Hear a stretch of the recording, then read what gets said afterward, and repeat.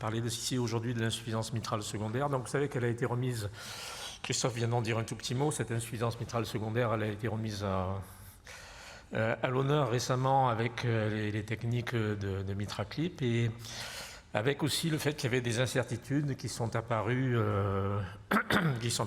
avec les résultats qui étaient contradictoires, que vous connaissez bien, je ne vais pas y revenir, mais l'étude MITRA-FR, l'étude française qui était négative, et des études américaines, les études COAPT qui étaient positives. Et quand on regarde bien, en guise d'introduction, quand on regarde bien les caractéristiques des patients, on s'aperçoit que les patients étaient un petit peu différents, et notamment que l'orifice régurgitant était différent, qu'il était de l'ordre de 31 mm² pour l'étude française et 41 mm² pour l'étude COAPT.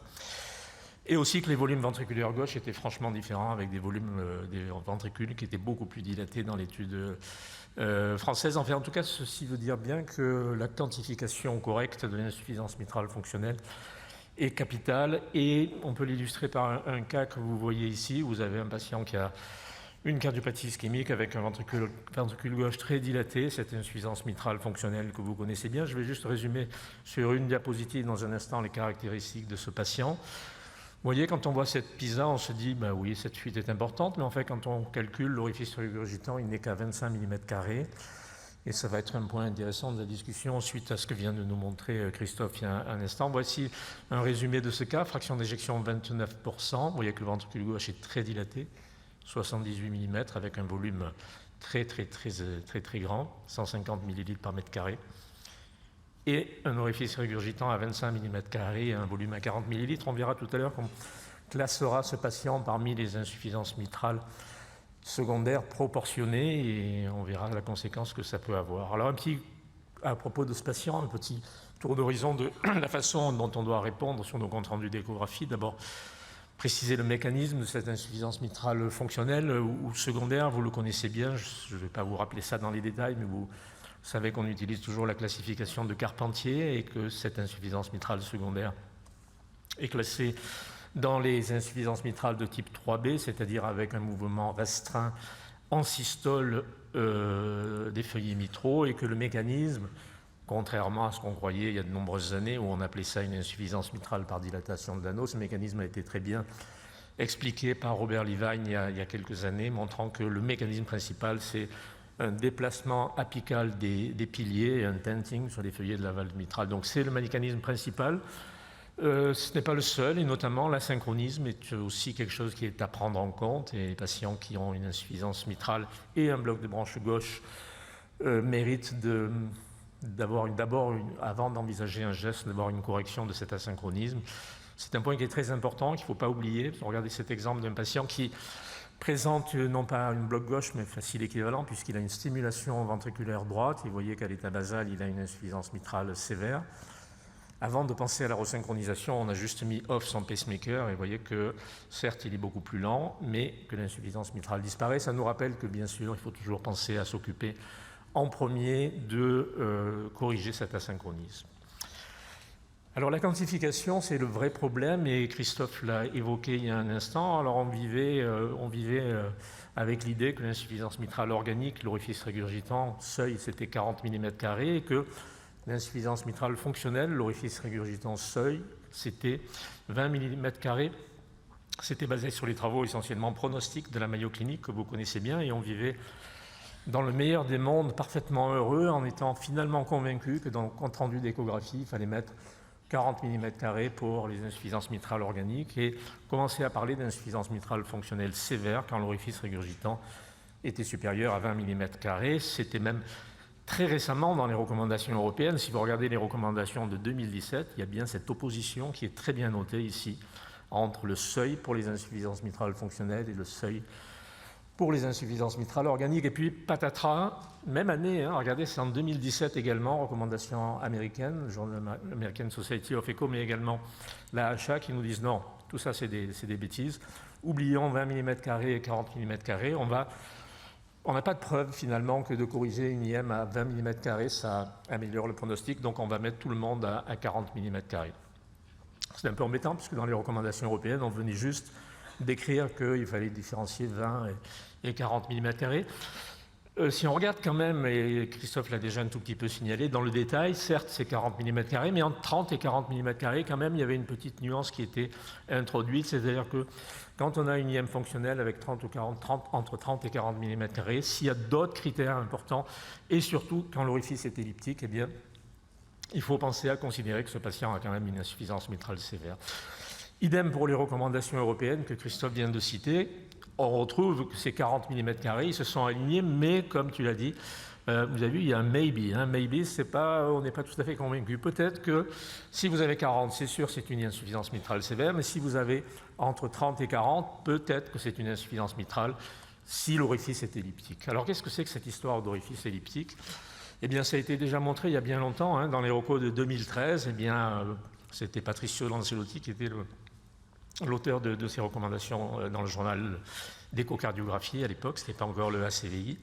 Eh bien, on opposait l'orifice hémisphérique d'une insuffisance mitrale organique à l'orifice hémi-elliptique d'une insuffisance mitrale fonctionnelle. Et on sait que quand l'orifice est hémi-elliptique, qui n'est pas hémisphérique, eh bien, on a une tendance quasi obligatoire à sous-estimer la sévérité de la fuite. En voici un exemple. Vous voyez ici, on a l'impression que c'est à peu près hémisphérique, mais quand on regarde en coupe transverse, vous voyez que cette fuite va d'une commissure à l'autre et qu'il est presque pas logique, presque absurde de vouloir appliquer la méthode de la PISA dans cette optique. On va sous-estimer. Regardez, en 3D, c'est particulièrement clair. Vous voyez cette fuite qu'on voit même anatomiquement. Il y a un orifice régurgitant qui va vraiment d'une commissure à l'autre. Pas logique d'utiliser la PISA dans cette technique, on est sûr qu'on va sous-estimer. Alors comment on va résoudre ces problèmes? On a plusieurs façons de résoudre le problème de la quantification. La première et la plus simple, c'est de regarder la valve, et quand vous avez un trou visible comme ça, c'est même pas la peine de faire une quantification. Si, il faut la faire, mais en tout cas, vous avez déjà la certitude que c'est une fuite sévère.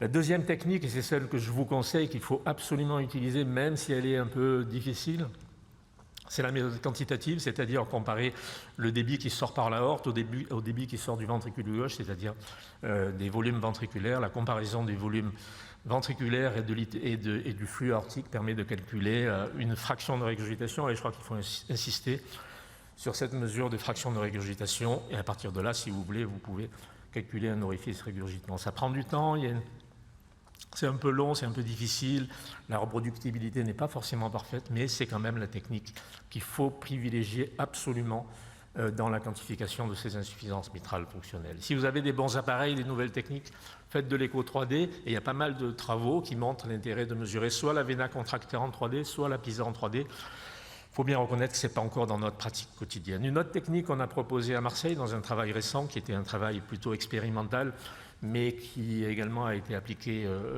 dans une série clinique chez l'homme, c'était de modifier un peu la formule de la PISA et de tenir compte de la largeur de la PISA dans une formule que nos chercheurs, qui sont bien plus forts que nous dans ce domaine, ont mis au point en modifiant cette formule, en tenant compte du rayon de la PISA, mais aussi de la largeur de la PISA. On calculé une formule de la PISA qui n'est plus hémisphérique, mais qui est hémicylindrique ou elliptique. Et vous voyez que, par exemple, quand on prend notre patient et qu'on applique cette technique, et quand on fait la PISA standard, on a 25 mm², quand on utilise la technique de la PISA oblongue, entre guillemets, eh bien, on a un orifice régurgitant qui est à 44 mm². Un autre exemple qui illustre bien, parce que maintenant, nous, on l'utilise un peu dans notre pratique, comment on quantifie réellement nos insuffisances mitrales secondaires. Ça, c'est un patient qu'on a revu la semaine dernière, d'ailleurs, et vous voyez que quand on regarde comme ça, on a l'impression, bien sûr, qu'il y a une fuite massive. On voit le trou visible sur cette insuffisance mitrale. C'est un patient qui avait à la fois une cardiopathie hypertrophique et une insuffisance mitrale qui était fonctionnelle.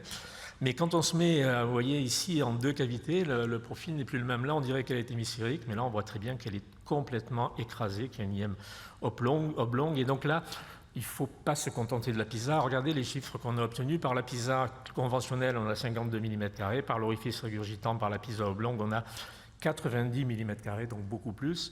Ça ne nous empêche pas quand même de faire la méthode quantitative, qui est certainement la meilleure, et on obtient ici un orifice régurgitant de 120 mm². Je pense que cet exemple illustre bien les limitations des différentes méthodes et le fait que finalement, probablement que la méthode volumétrique est la meilleure, même si elle est difficile. Christophe a parlé un petit peu de l'IRM. J'en dirai pas beaucoup parce que je ne suis pas spécialiste. C'est une excellente technique pour quantifier l'insuffisance mitrale, mais elle a deux limites majeures qui sont d'une part qu'il faut que ce soit fait par des excellents praticiens, cardiologues de préférence, et qui connaissent la maladie et qui interprètent le RIRM comme ils interprètent une échocardiographie. Alors, il y en a dans la salle, je le sais. Il y a aussi un manque d'études pronostiques de grande envergure qui permettent de les mettre vraiment dans la recommandation. Un petit mot sur les insuffisances mitrales proportionnées, disproportionnées. Notre patient, malgré tout, même si ce concept est un peu critiqué, il va falloir essayer quand même de le classer dans une de ces deux catégories. Je vous rappelle brièvement le concept. Ça a été créé par Paul Graeber, Nana Sanino et Milton Packer il y a quelques années, qui s'est dit on va regarder la comparaison de l'orifice régurgitant et des volumes ventriculaires. Et on va regarder un peu la correspondance entre les deux. L'idée, vous le savez, c'est si le volume ventriculaire est très grand et l'insuffisance mitrale d'importance moyenne, elle correspond à peu près à ce qu'on devrait attendre d'une telle dilatation ventriculaire gauche, et on va appeler ça une insuffisance mitrale proportionnée. Si le ventricule gauche est modérément dilaté, mais avec une insuffisance mitrale sévère, ça correspond à une insuffisance mitrale plus importante que ne le voudrait la dilatation du volume ventriculaire gauche. Et donc, on appelle ça une insuffisance mitrale disproportionnée et on peut s'attendre à un meilleur résultat vraisemblablement de l'intervention. Et effectivement, quand on regarde les résultats de MITRA FR, c'était des insuffisances mitrales proportionnées et les patients de COAPT étaient des insuffisances mitrales disproportionnées. Alors, ce n'est pas aussi simple que ça dans la vie, mais vous allez voir que dans les recommandations, dans un instant, c'est quand même ce concept-là qui a été mis en valeur. Et je vous remonte cette diapositive qui montrait effectivement que l'insuffisance mitrale proportionnée, probablement les résultats sont un peu moins bons. Et dans l'insuffisance mitrale disproportionnée, ventricule gauche pas trop dilaté, insuffisance mitrale vraiment importante, eh bien ça marche mieux. Donc si on revient au cas de notre patient tout à l'heure, vous avez bien compris que c'était un patient MITRA FR avec un ventricule gauche extrêmement dilaté, un orifice régurgitant à 25 mm², dont on a compris maintenant qu'il était certainement complètement sous-estimé par les techniques, quoi qu'il en soit, par la technique de la PISA, même si c'est la technique qui est référence et qui est la technique qui était utilisée, par exemple, dans l'étude pour les critères de sélection dans MITRA FR. Eh bien, ce patient, il a une insuffisance mitrale proportionnée. Si on le met dans la courbe qui avait été proposée par Graeber, vous voyez qu'il est situé ici, carrément dans les formes presque dans les insuffisances mitrales non sévères, mais en tout cas à la limite, et en tout cas dans des insuffisances mitrales fonctionnelles, secondaires, proportionnées, pour lesquelles on peut penser que le résultat ne sera pas très bon si on la corrige, et donc probablement ça ne sera pas une très bonne indication de MitraClip. On en arrive à la fin de mon exposé. Les recommandations, malgré tout, et malgré les limites de cette classification proportionnée, disproportionnée, eh bien les recommandations quand même utilisent, si on regarde bien brièvement les recommandations à la fois européennes et américaines, eh bien elles utilisent cette classification. Et si on regarde précisément les recommandations européennes auxquelles Christophe a participé, eh bien vous voyez que finalement en classe 2A-B, le TER c'est le MitraClip, should be considered